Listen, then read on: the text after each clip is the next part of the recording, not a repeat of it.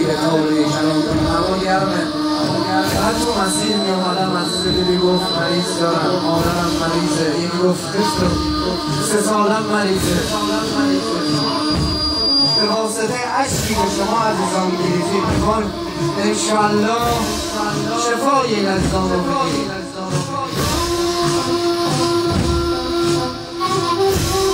ای مشک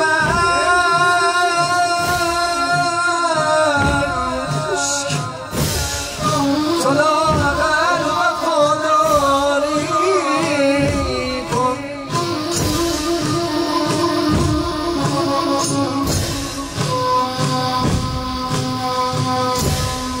ای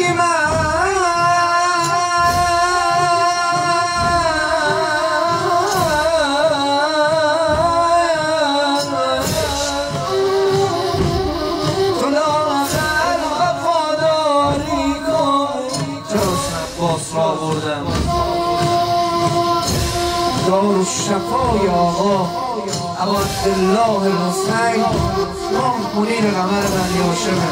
چی میگه؟ میگه خلق گویند در دلداری قرب حسین بیشتر دردها را عباس درمان میکنه. ای مرحوم کرم عباس.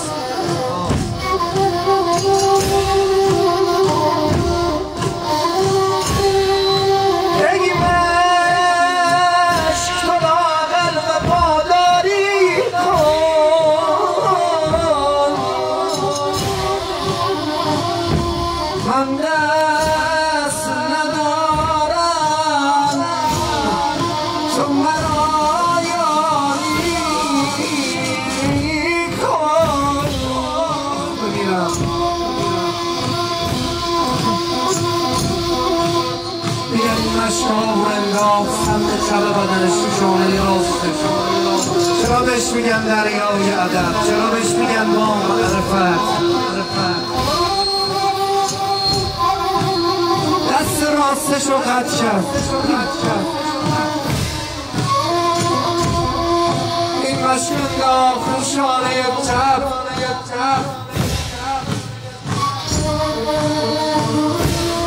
دست چپ رو قطع کرد. این مشک رو بر دندان گرفت. معرفت اینجاست دیگه. اگر بخوام از معرفت تعریفی داشته باشیم نمیتونم واژه‌ای بزرگتر از این بیارم. مشک رو بر دندان گرفت. آی عزادار امام حسین، آی عباس دوستا، آی ابوالفضلیا. اما چه زمانی امید عباس ناامید شد. یه جا مختل نوشته تیر به چشمش زدن، ولی اون زمانی که نانجیب با تیر به مشیش زد امید عباس ناامید شد. زینت اعضای مجلس آقا ابی عبدالله، زینت اعضای مجلس امام حسین بنگ یا حسینه. آی دوستان حسین، هر جا ایستادی، در هر لباسی، در هر مقامی 3 بار بلند بگو یا حسین، یا حسین، یا حسین.